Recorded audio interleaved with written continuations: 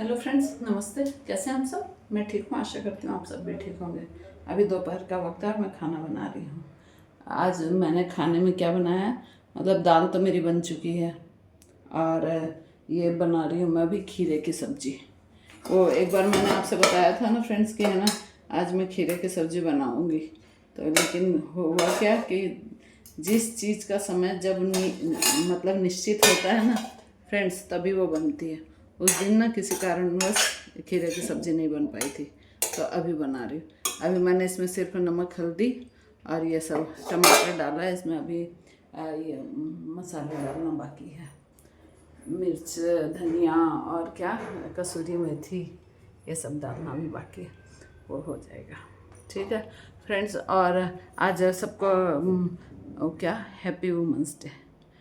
आप सभी को विश्व महिला दिवस की हार्दिक शुभकामनाएं। ऐसे ही फ्रेंड्स। और आज हम लोगों ने ये डिसाइड किया, हमारी सभी सखियों ने, कि आज हम लोग मतलब कि ये वुमेंस डे वो सेलिब्रेट करेंगे। और ऐसे कोई बड़े स्तर पे नहीं, हम लोग छोटे स्तर पे जैसे पार्क में चले जाएंगे और सारी सखियाँ मिलेंगी, वहाँ थोड़ा एंजॉय करेंगी, अंताक्षरी वगैरह खेलेंगे, कोई गेम वेम भी खेल लेंगे और बस ऐसे ही वो एंजॉय मतलब कि सेलिब्रेट करेंगे। कोई कविता सुनाएंगे तो वो, या फिर ऐसे ही तो, और कुछ खाना पीना कर लेंगे। ऐसे ही फ्रेंड्स, हम लोग ऐसे ही करते हैं। ज़्यादा वो शो शो वाला ये सब चीज़ें हमारे नहीं हैं कि भाई होटल में जा रहे हैं, ये कर रहे हैं, वो कर रहे हैं। ऐसा मतलब छोटे मोटे प्रोग्राम। वैसे तो हम लोग आउटिंग में रिसोर्ट वगैरह भी चले जाते हैं, लेकिन अभी आज ऐसे ही सेलिब्रेट करेंगे हम लोग फ्रेंड्स।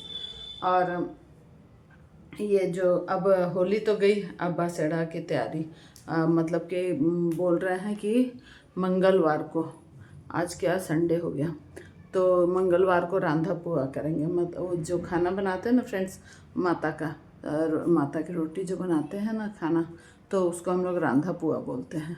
तो उस दिन रांधा पुआ करके और बुधवार के दिन मतलब कि शीतला माता की पूजा करेंगे और उस दिन ठंडा खाते हैं। और हम लोग तो गांव भी जाएंगे, हमारे पास में गांव, पास में तो नहीं है, झुंझुनू डिस्ट्रिक्ट में गांव, तो वहाँ जाएंगे हम लोग, देखते हैं। और भी ठीक है फ्रेंड्स। और ये जो मैं कथा सुनाती हूँ ना, तो इसमें आज मैंने एक कथा पढ़ी, बहुत ही इंटरेस्टिंग कथा थी। किसकी? नचिकेता की। नचिकेता जो थे वो बालक थे, बच्चे, और वो उनके पुत्र थे ऋषि वाजश्रवा के। उनका एक मतलब ऋषि वाजश्रवा को उद्दालक ऋषि के नाम से भी जानते थे। तो उन्होंने एक बार विश्वजीत यज्ञ किया। किन्होंने? ऋषि ने। और विश्वजीत यज्ञ किया तो उन्होंने अपना सब कुछ दान देने का निर्णय लिया। तो वो सब चीज़ दान दे रहे थे अपना। तो वो बालक नचिकेता देख रहे थे, तो उन्होंने अपनी बूढ़ी और क्या बोलते हैं, ऐसे असमर्थ गाय जो रहते ना, बूढ़ी लाचार सी गाय, उनको भी वो दान कर रहे थे। कौन? ऋषि वाजश्रवा।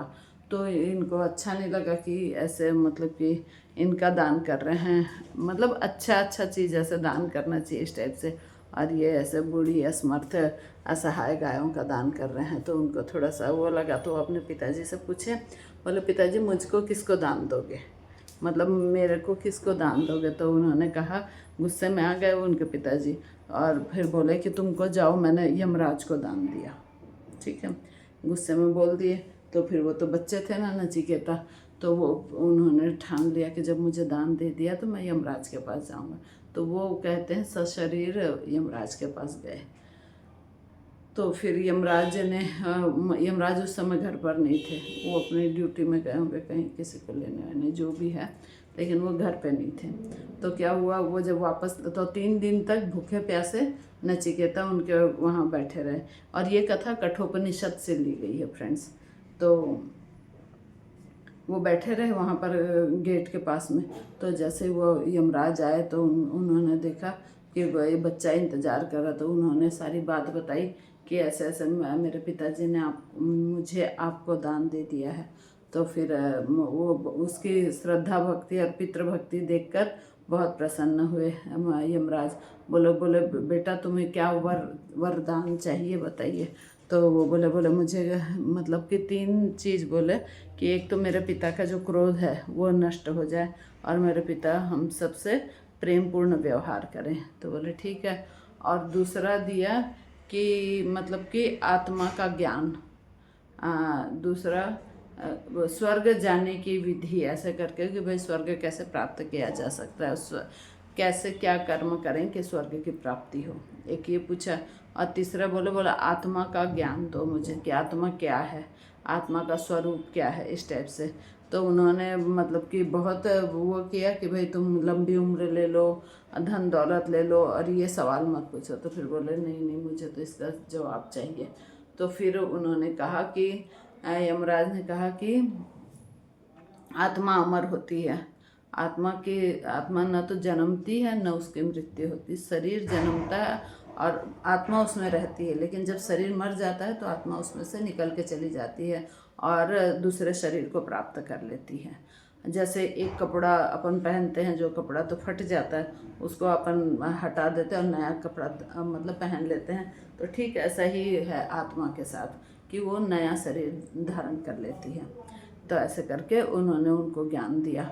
और फिर नचिकेता ने आकर ये ज्ञान मतलब कि, और सेम यही ज्ञान गीता में अर्जुन को कृष्ण जी ने दिया था। और फिर नचिकेता आकर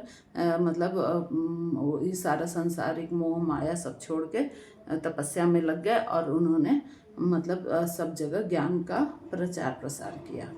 अच्छा, और एक सेम टू सेम यही ज्ञान किसने दिया था? अर्जुन को दिया था गीता में भगवान कृष्ण ने। जब अर्जुन देखे, साफ बात, सही बात है फ्रेंड्स, अपन लोग ऐसे सोचते हैं कि क्या ये मतलब कि ज़मीन जायदाद और दौलत के लिए क्यों हम अपनों को मारे।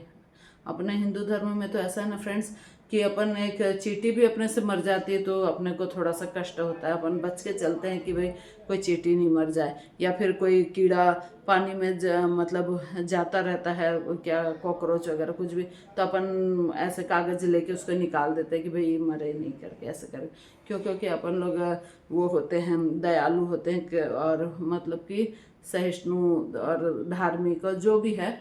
तो ऐसे हिंदू धर्म की ये विशेषता होती है। तो अपन नहीं चाहते हैं मारना।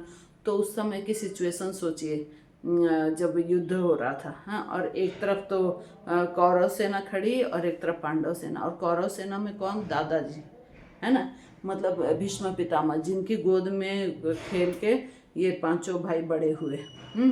और मतलब पितामह मतलब ताऊ जी जो भी, और भाई सब तो मतलब कि परेशान और दुखी होना और चिंता होना तो स्वाभाविक है फ्रेंड्स। सोच के देखिए, उनको हमको मारना पड़े, हाँ, और फिर वो मर जाए और फिर उस शरीर मतलब कि उनके शरीर को जला दिया जाए और वो फिर कभी दिखे नहीं, है ना। ऐसे ही तो होता है मृत्यु के बाद। तो वो मतलब कितनी चिंताग्रस्त थे अर्जुन, है ना। तो उस स्थिति के समय में भगवान कृष्ण ने उनको यही बोल के उबारा कि आत्मा न तो जन्मती है न मरती है, शरीर है और तुम अधर्म को का नाश करने के लिए युद्ध कर रहे हो। यदि वो ऐसा नहीं करते, मतलब दुर्योधन प्रेम से रहता और जिद नहीं करता, अत्याचार नहीं करता, द्रौपदी को मतलब कि वो नहीं करता, सभागृह में लज्जित नहीं करता, पांडवों को वनवास नहीं देता, उनका राज्य हड़प नहीं करता, तो आपको क्या ज़रूरत थी उसको मतलब मारने की, है ना। तो उन्होंने अधर्म का साथ दिया और पाप के पथ पर चले, इसलिए तो तुमको उनको मतलब मारने की ज़रूरत पड़ रही है। और तुम धर्म के पक्ष में हो और तुम ये मत सोचो कि तुम इनको मार रहे हो, क्योंकि ये जो आदमी जन्म लेता है उसकी तो मृत्यु निश्चित है ना। और हाँ, ये ज़रूर है कि उसकी मृत्यु कब आएगी। तो तुम इसको कर्ता भाव में बिल्कुल मत लो और पूरा जो कर्म तुम करो वो मुझे समर्पित करो, निष्काम कर्म, ठीक है। तब उस मतलब फिर उनको जब ज्ञान पूरा 18 अध्याय सुनते हैं और उनको ज्ञान प्राप्त होता है, तब जाके फिर मतलब कि युद्ध के लिए वो खड़े होते हैं।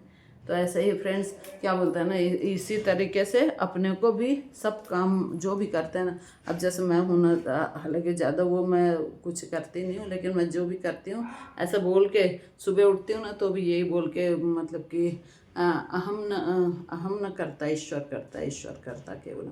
तो इससे क्या होता है कि यदि हम कुछ, भगवान ना करे, कोई गलत भी करें या कुछ अच्छा करें तो वो सब चीज़ भगवान के ऊपर समर्पित कर दो कि भगवान जो कुछ भी है तुम्हारा है, तुम देखो, तुमको मतलब हम यदि अच्छा कर रहे हैं तो हमको अच्छा फल दे देना, और बुरा कर रहे हैं तो बुरा फल दे देना। ऐसा ही है, कर्म स्वतंत्र है फ्रेंड्स, है ना। तो इसलिए अच्छे कर्म करने चाहिए अपने को, और भगवान के उसमें रहना चाहिए। देखिए कितनी गर्मी पड़ने लग गई।